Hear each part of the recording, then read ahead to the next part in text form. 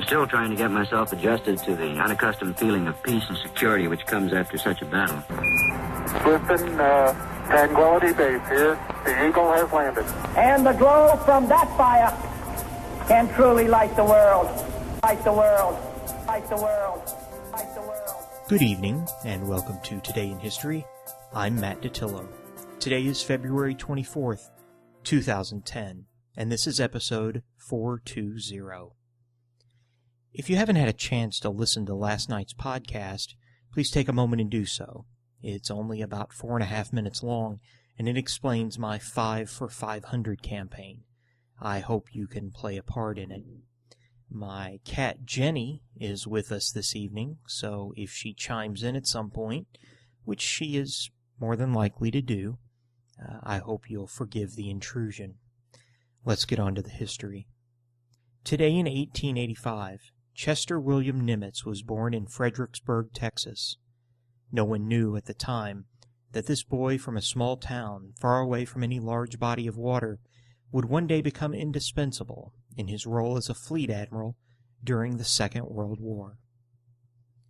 The United States Naval Academy was not young Nimitz's first choice as a place to pursue a college education.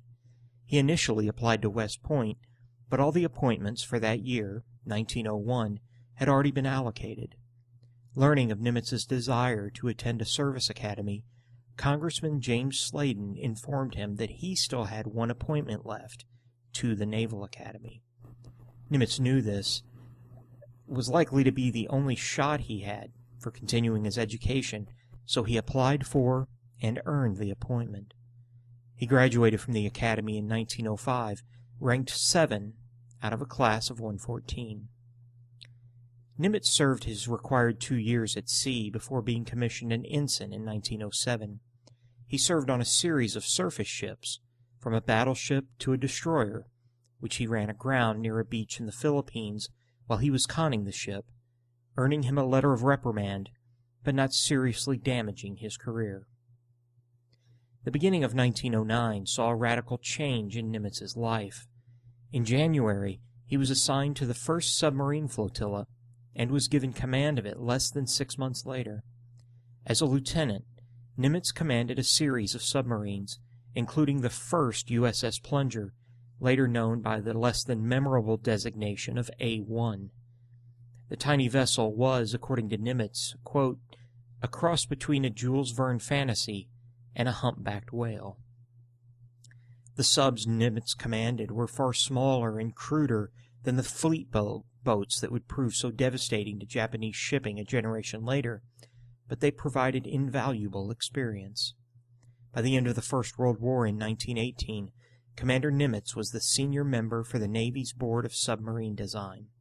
He was considered by both his superiors and subordinates to be the service's leading expert on submarine design and operations. The interwar years were busy ones for Nimitz, as he held various commands both at sea and on land. While he remained involved in the submarine community, he also commanded cruiser and battleship divisions. It was during this time he lost part of one finger during an accident involving a diesel engine. He was able to keep the rest of the digit only because the machine was jammed by his Naval Academy ring. By the time the Second World War began in Europe, in September 1939, Rear Admiral Nimitz was the Navy's chief of the Bureau of Navigation. Nimitz became a full admiral soon after the attack on Pearl Harbor in December 1941, skipping the 3-star rank of vice admiral. He was selected to be Commander-in-Chief, U.S. Pacific Fleet, known in Navy parlance as SINCPAC. In March 1942, British and American war planners divided the Pacific Theater of Operations into 3 parts: the Southwest Pacific Area, commanded by General Douglas MacArthur, the Southeast Pacific Area, and the Pacific Ocean areas, known as POA, an area that encompassed most of the Pacific Ocean, minus the Philippines and New Guinea. Nimitz was given command of the POA, in addition to his position as SINCPAC, the 2 titles that he would carry for the rest of the war. Nimitz went to war with the fleet he had, until the forces he wished for were ready. Although the attack on Pearl Harbor had been psychologically devastating, The Navy's Pacific Fleet remained a potent, albeit under-equipped, fighting force. Within days of the attack, the submarine force was underway from Hawaii and ports in Australia, hunting for Japanese merchantmen and warships. During the first year of the war, the men under Nimitz's command had but 5 aircraft carriers at their disposal. At one point, in November 1942, there were only 2 operational carriers holding out against the Japanese fleet. But with these meager resources, the U.S. Navy stopped the Japanese invasion of Port Moresby at the Battle of Coral Sea and put the Japanese Navy in a permanent defensive position at the Battle of Midway. Nimitz utilized an island-hopping strategy by which heavily fortified Japanese-held islands were bypassed when possible in favor of weakly defended locations. The defenders of the islands that were skipped over soon found themselves behind the American lines without hope of resupply or rescue. Tens of thousands of Japanese soldiers were thus taken out of the war without a shot being fired at or by them.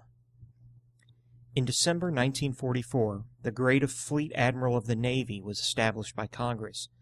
President Franklin Roosevelt promoted Admiral Nimitz the next day, making him a 5-star admiral. 3 other admirals were appointed to this rank that December. One more, Admiral Halsey, was given a 5th star immediately after the war. These promotions corresponded with 5 Army promotions to 5-star rank at the same time. On September 2, 1945, the Second World War came to an end with the formal surrender of the Japanese on board the battleship USS Missouri.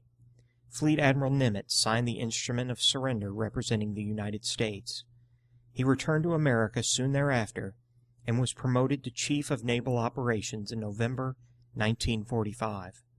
He served 1 2-year term at this post, during which he oversaw the downsizing of the world's largest navy to a fraction of its wartime size.